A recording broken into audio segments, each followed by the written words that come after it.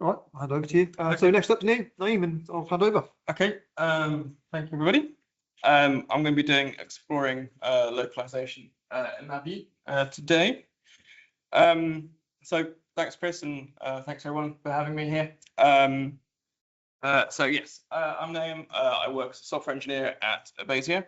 I've been using LabVIEW since about 2009. I've been an architect since about 2014. And this is the first time a customer has ever asked me to localize their software, by which I mean to change it into a different language other than English. The application that I'm doing is for the Chinese market. We've had this customer for well over a decade at this point. They've been selling their systems worldwide for ages, and we've talked to them about localizing for ages. And finally, we're doing it, which is great. But as with projects generally, I thought by the time I gave this presentation, I'd have written it, know exactly what I was doing, found all the kind of pitfalls, but I haven't. I'm currently still writing my localization library, and I'm quite at an early stage of it. So I imagine there's a lot of there's going to be a lot of things I'm going to find at some point, which is not going to be in this presentation. So I'm still very much in the learning process, and if anybody does have experience of localization, has anybody got any experience of localization here? 1, 2, cool. Yeah, so please let me know if there's something that's totally wrong, or I can do something a bit better. So a couple of caveats. This is going to be for Windows because I'm a Windows user. So it'd be good to know if anyone's done it on anything else. But sort of Windows, and I've used Google Translate for this. So I don't have the translations that I'm going to use in my project yet. So I have used Google Translate because I wanted to put something that was in Chinese on the screen. So apologies if there's any mistakes and if there's anybody who knows about that. Right, anyway, let's move forward. Right, so just to give an overview of what we're talking about today. First, just kind of go through a bit of how we should code for localization, because a lot of the things we probably always do all the time, we need to avoid. So I'll go through a few examples of that. It's definitely not going to be an exhaustive list, but it should give everyone kind of a flavor of what to do and what not to do. Then I'm going to talk briefly about character sets. So these are basically what converts a human readable symbol in a language for us to some numbers for a computer, so we can actually talk to each other. And then I've got 3 options I want to talk about. So there's a function in LabVIEW to export and import the strings of a VI, which is just a part of LabVIEW. Second one is localization APIs. Basically, some code that you write yourself. There are some libraries available via Package Manager. I'm going to be using the JKI one just for this presentation. And then the third one is Unicode, which I'll talk about more detail later. And then just summary. Unfortunately, I don't have my examples here today, but there is some code in the presentation. But if anybody's interested in the examples, I can distribute them afterwards. That's no problem. So firstly, either you've got a project already, which you need to localize, or you're going to be starting with a new project. And first thing, if you've got a project that you've got already and you want to localize it, first thing you need to be aware of is that once you've done it, you don't want it to break. So we need to make sure that the code we've got is language, by which I mean human language, agnostic. So we all write code, and we probably do lots of things all the time that we don't even think about. And then the customer comes and asks you to change all the text in your software, and you realize that actually all the language you use on the front panel and all the text everywhere actually is quite important to the functionality of your application.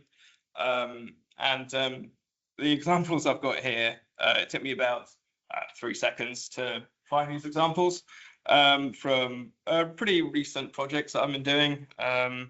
So first one, enums. Got a calibration setup window here. Device option, state, runtime, they're all enums. And as you expect, user would select how they want to configure, and then later on, we do something in the code. Unfortunately, text in the enums are part of the data type. They can't be localized. So need to avoid this kind of design, but you can use ring controls or combo boxes instead.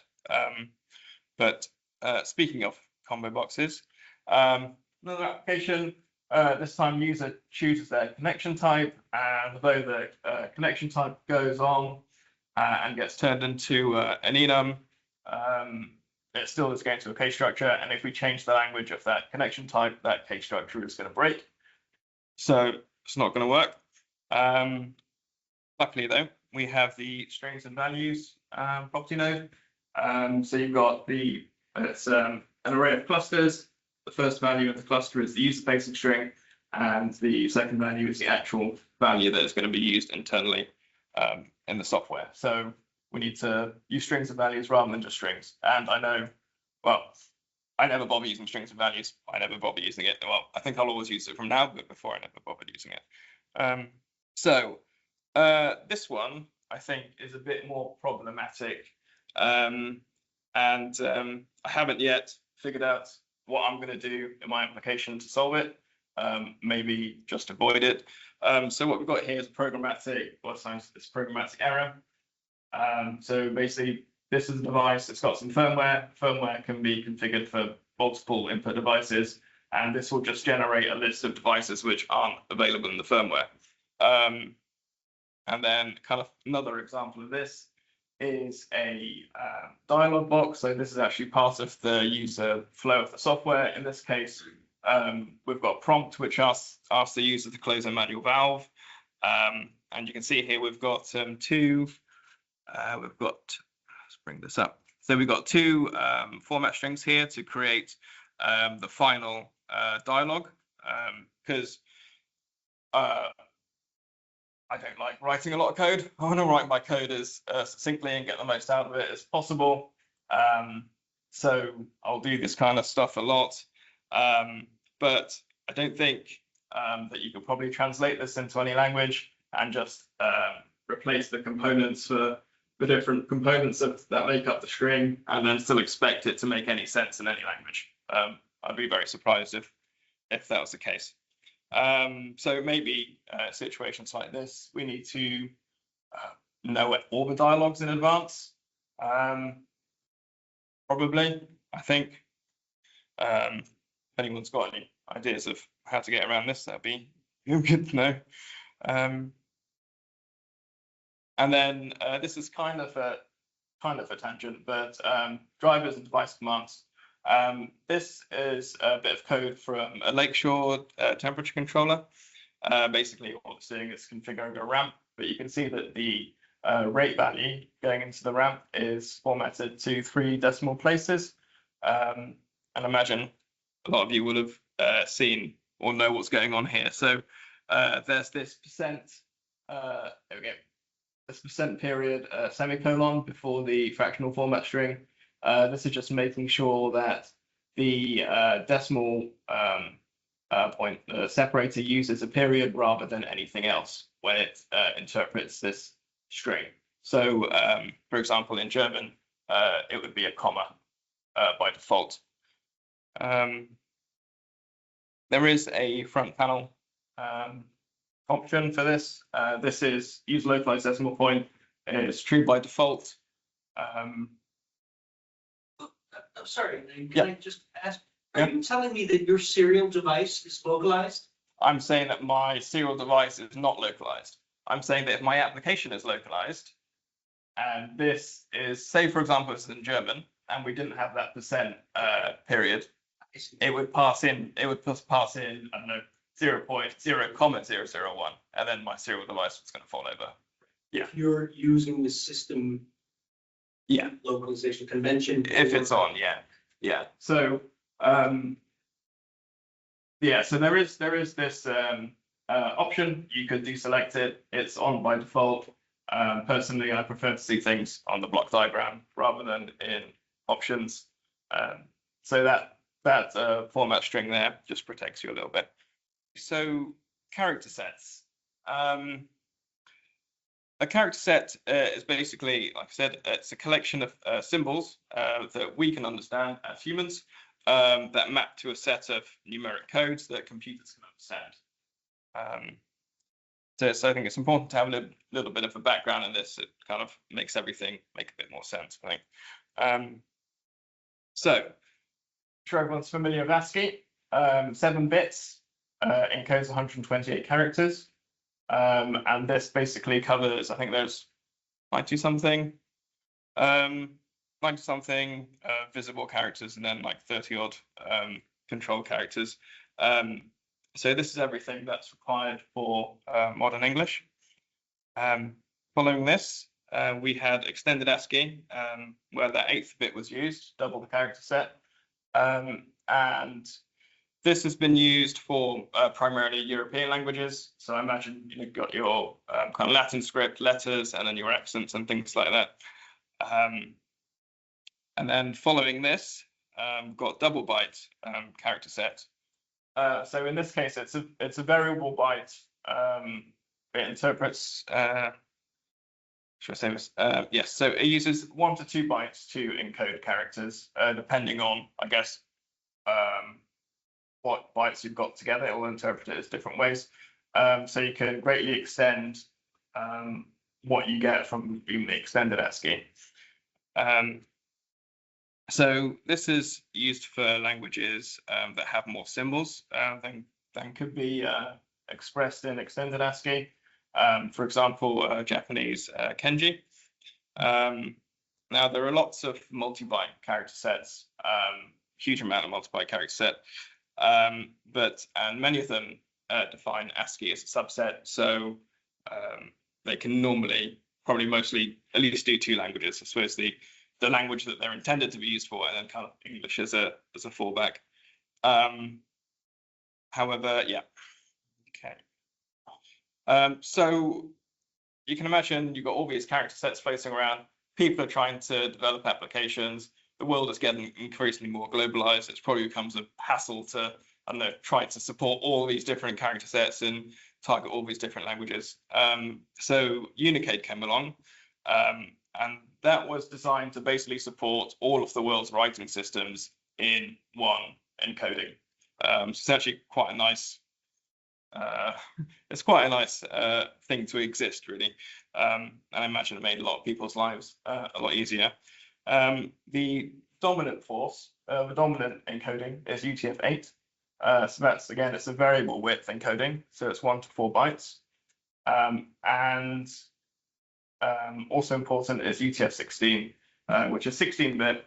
So each 16-bit number is referred to as a code point, and it encodes using 1 to 2 code points.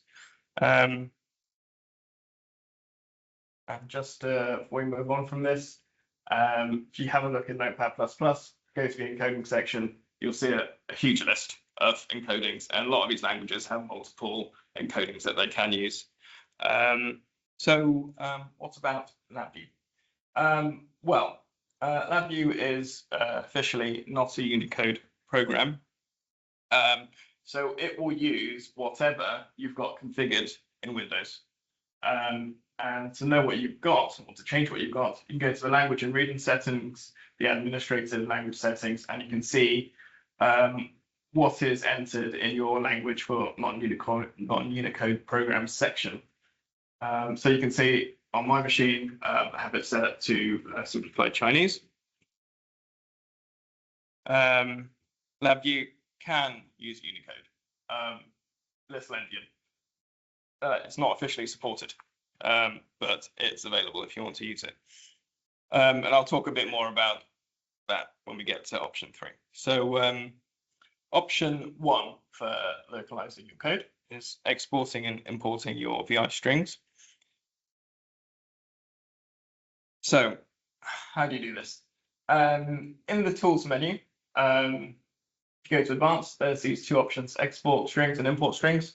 There are also equivalent invoke nodes for them for VIs.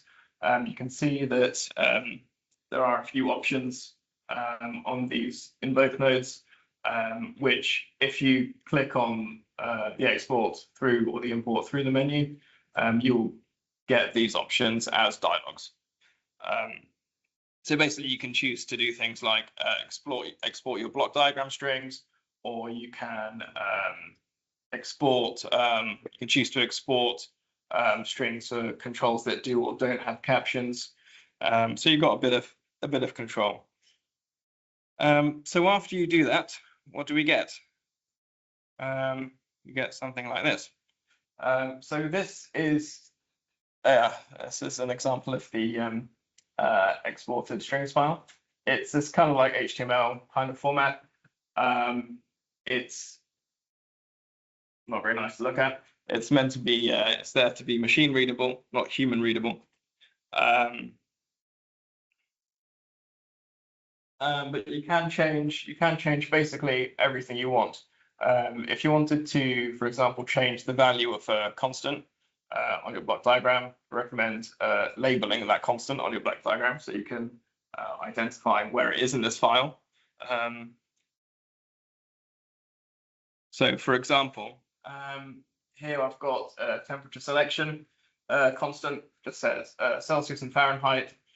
We can see over here, we've got control ID 82, which is what it is.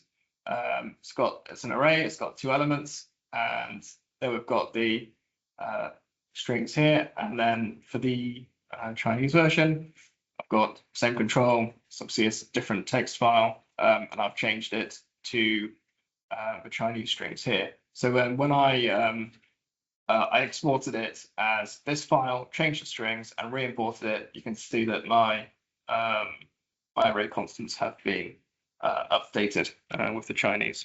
So I mentioned that you can't change this at runtime. Did I mention that? I might have not. You can't change this at runtime. So when to do a build, or what I did was when I built these applications, I just did a little bit of code. So basically, I linked I kind of did a naming convention. So my build spec was going to identify the file to be used, and then so before I built, I imported the relevant file, and then I created two builds using the same code with different string files, and the result looked something like this. So this is my very very exciting VI. So I've got a temperature monitor that's measuring temperature, and you can just change the units. It's very exciting. So here's the English one, and then the Chinese version. One thing to be aware of with this is that, for example, you can see temperature in the graph legend takes up a lot more space in the English version than the Chinese version. So you need to be aware that if you're going to change things, your layout will change slightly somehow. So you need to keep that in mind. So the general workflow then for the import export strings is to redesign or design or refactor your application for localization. I mean, this will apply to everything anyway. You're always going to have to do that. Then export the strings, modify the strings, and then import the strings at build time. So you actually get your two builds with different languages. I think there are some important points to consider here. So you can't change strings files at runtime, only edit time. So you're only ever going to support one language. I suppose you could do multiple languages within your single strings file to get around that if you wanted to.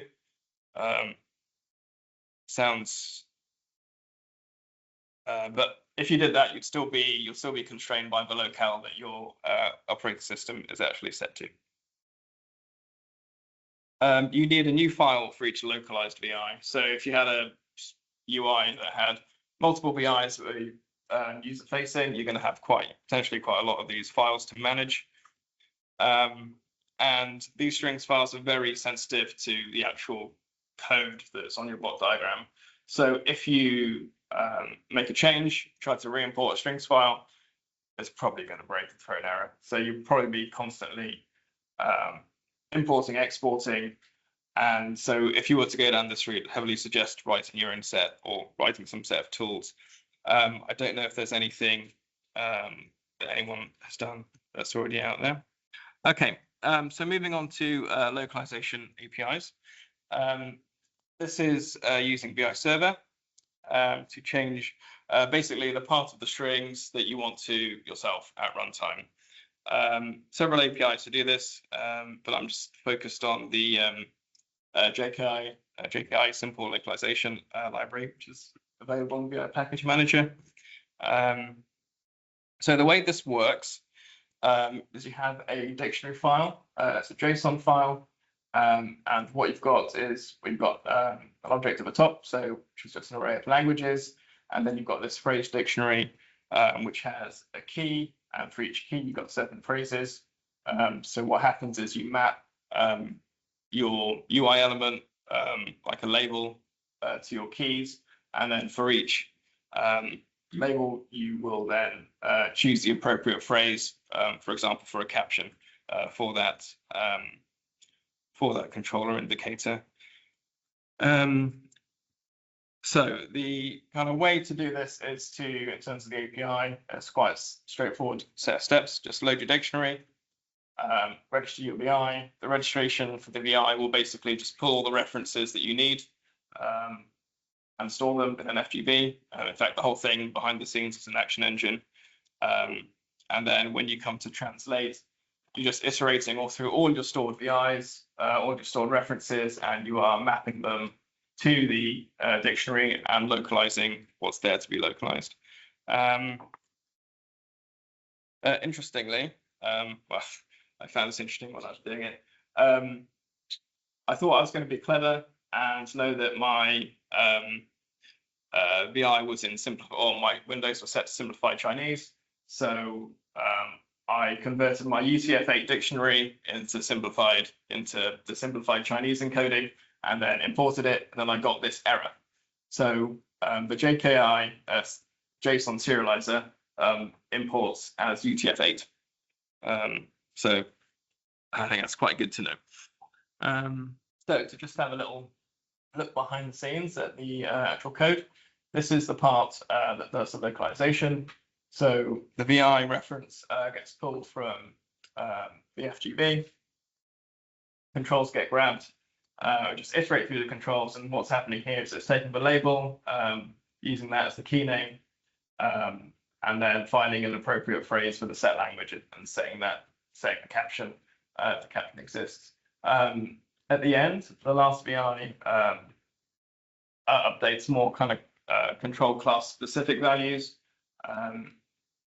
And also the VI before that does some font and language settings. So with something like this, you could take it as far as you want, really. You can make it as complicated, or you can put as many features in as you want to. So one thing that was missing, I think, from this API was support for combo boxes. So I added this case in, and here I've just using the strings and values, using the value as the key name, and then outputting the appropriate string. Right, so some considerations then for the localization API. You will be able to support multiple languages if the character set that you're using allows it. So if you're using a multi-byte character set, then chances are it'll support ASCII, so you can do English and then whatever else. But does rely on the user system to be set correctly.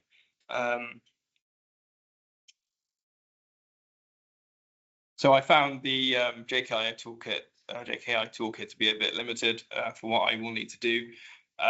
For example, it will only support a single X and Y graph axis. So it doesn't have any support for plot names or VI titles. It's good. It will work in most cases, I think, but you might need something a bit more in the end.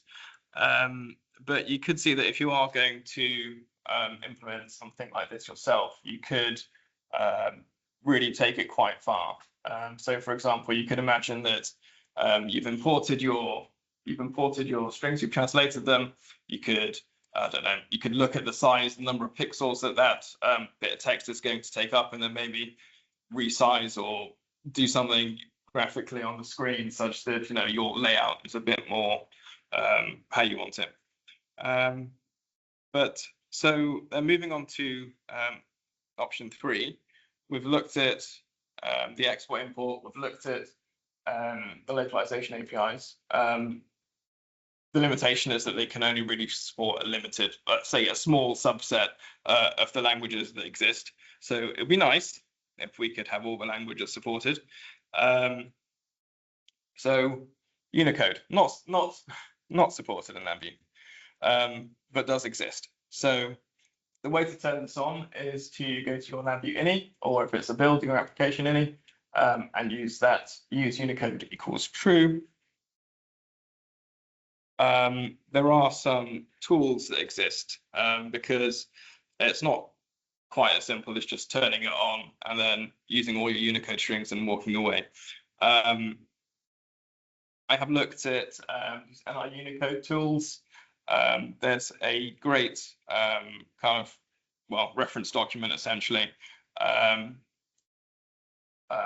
the NI site. If you're interested in Unicode, I recommend you take a look as like a first starting point. I think it's quite a good introduction. It's quite thorough.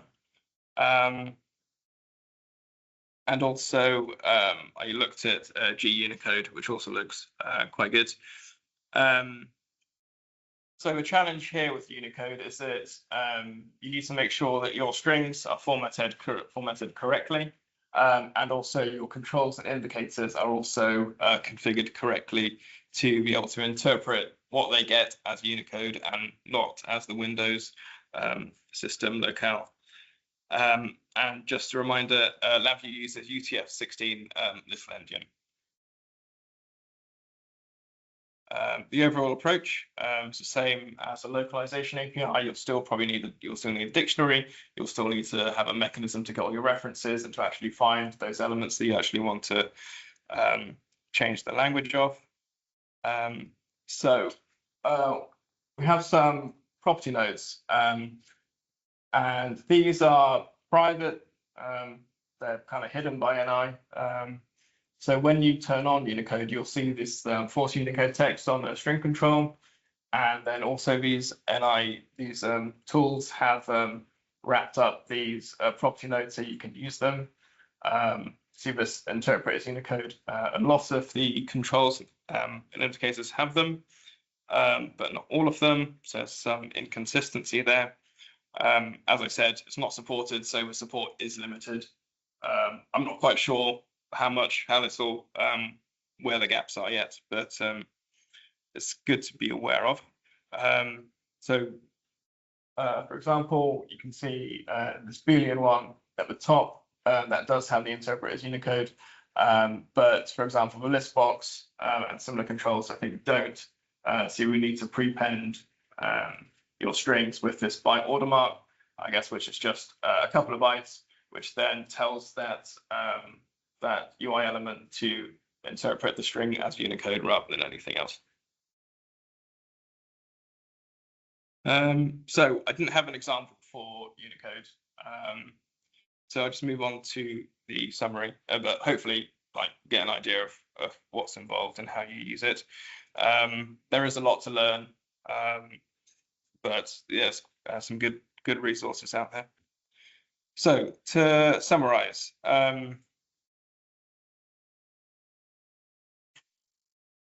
so we looked at these 3 things: export, import strings, localization API, and Unicode.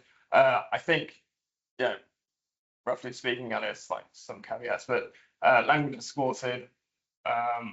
Most for Unicode, at least for the export import strings, I'd argue. you can only localize a second to at runtime. So your Windows setup matters for the first two, but not for the last. Effort, I mean, who knows? I think it depends on your code, your designs, your architectures. The only thing I concluded for sure was that your localization API was a little bit less effort than your Unicode API, because in Unicode you've got to do everything that you need to do for your regular localization API, but a little bit more. And a little bit more is to making sure your strings are all formatted correctly, which I feel might also be a bit of a headache. It's good. I think Unicode is nice as an option to have. I mean, if you really wanted to support a huge amount of languages, then I think it'd be the way to go.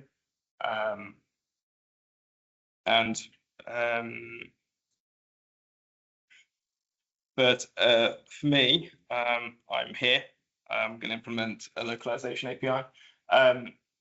So with the export import strings, I'm not really a big fan of anything that I don't see on the block diagram. I think having to manage all those files is going to be a bit of a headache. And I also want to be able to change the language of the software as I'm working. Unicode, nice idea. I think it's going to be too much work for me at the moment because I need to deliver some software quite soon.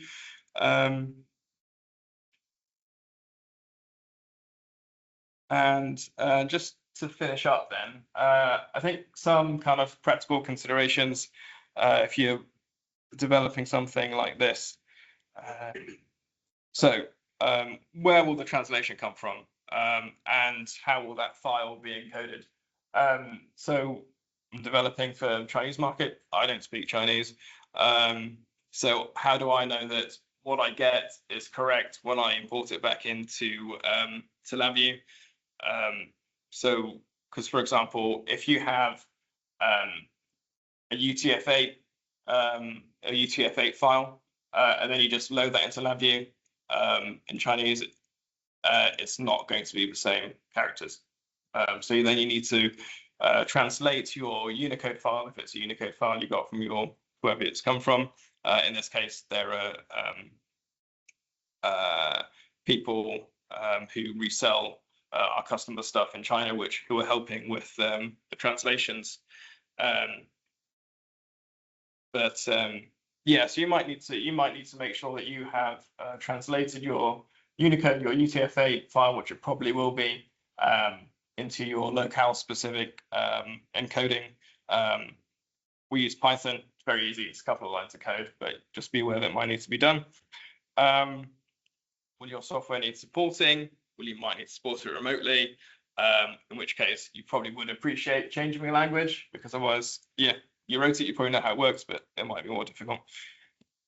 And how are you going to design your UI with text? If you're changing languages with text, that starts taking a different amount of space for different languages. And you'll be better off highly decoupling your UI from your program logic. So think about what your architecture is like. I could imagine if you had an application which you really need to translate into like a different language, and maybe it's very difficult given the architecture to do kind of one of these localization API methods, then you might just want to export all the strings, change everything, re-import them, and then just leave it at that. So actually, I can see a use for the export-import strings being a practical choice given your circumstances. So I think that's it. It's kind of my initial exploration into localization. Like I said, I haven't actually written my application yet, so that's where I am at the moment. In 3 months' time, this might be a different presentation, but thank you very much. So we had this conversation just last week, actually. Mark made a very nice comment. The LabVIEW ID is uniquely structured so that when you think block diagram, you think front panel. So what happens is you end up in this paradigm, if you will, of my block diagram has logic. My front panel has logic, is what I'm trying to say. Yeah. Right? The first thing, my front panel has logic. Well, in fact, it shouldn't. Mm. So if you completely decouple your UI from your sequence engine, logic engine in the background, that's the answer, I think. Mm. And we've done this in the past. So I worked for Lucas Assembly and Test Systems, which nobody here who's not 50 years old has ever heard of. It was a big German automotive company. It was the predecessor for ATW, which is one of the largest integrators on the continent. We did exactly that with an access database. Mm-hmm. So the access database had the user, the programmer language, the engineer or user's language, and then German language, and then maybe even Italian. Mhm. And then the user interface was completely decoupled from the sequence engine, which only had, in this case, the Microsoft Access output. But we completely decoupled it, and it worked beautifully. Yeah. You could change it on the fly. I mean, I think like arguably, if you have these like principles in mind as if you were going to localize, you might write, cleaner code basically, because you'll be thinking about actually the UI really shouldn't be logic. It should just be user interface, right? Just a way to get the commands or whatever between the computer and the human. And I think whenever so the way we do things is we basically just have our UIs just essentially on panels that have nothing else on them, and then everything we do is by reference. The get set reference get and set by index functions kind of core to that, so you have good performance. And then we don't have to worry about UIs. And if you want to change a UI, then you're actually just referring to those UI elements, whatever's there, by name, by a label. If you just make sure you've got your labels correctly, we can switch out one UI for another very easily. Unfortunately, the software that I'm working on now is quite old, and it doesn't have that nice new stuff that we do, so it has to be rewritten. So it is. So it does work nice. It seems like a bigger challenge than it is a bigger challenge, and I thought it was going to be a very quick thing to do, and I let my customer know that it was going to be quite quick, and so I'm dealing with that at the moment. I've got one question. Yeah. What are you planning to do with the log file? Is that going to be English so that you can debug it, or is it going to be Chinese? So It's a good question. So at the moment, we are keeping all the kind of files, including the output data files, in English. At the moment, that is okay. It might change in the future. I suppose, I guess the differentiator is that file meant to be for the user, or is it meant to be for the developer? So I imagine data files might change. Well, so we save raw for that project. We save raw data in TDMS. I imagine that's going to be fixed, but we export into Excel or PDF or whatever. That's probably can get translated. Yeah. So yeah, it's going to be case by case. But yeah, I haven't really delved into file names yet and user input as well. Hide it behind the magic curtain. One for the customer and one for you. Something like that. Yeah, exactly. I'm guessing the import export strings, not having used that technique myself, it works with native controls and not things like, for example, ActiveX control, like the test stand, sequence view controls and things like that. Yeah, I imagine so. Yeah, I haven't looked at exporting anything that isn't a native thing, but I imagine so. Yeah. Probably not included in the localization API technique. Yeah, so I suppose if you're using like a .NET control or something, yeah, that's quite interesting. Yeah. Think about this too. Menu. Yeah, so in menus, you can put the text in your system locale, so you could just make your menu file like that. One of the things I have actually worked on is the menus. So in this application, we are creating the menus programmatically, basically we define the menus, in a file, something similar to the dictionary file here, and then building the menus programmatically, and then you can set the strings to whatever you want. But you could, if you wanted to, just have the LabVIEW, so RTM files. You can have them in different languages if you want to, because you've still got the tag and the name differentiated, so you can keep the tags in English, so you can still use your program, and then have a user basic string.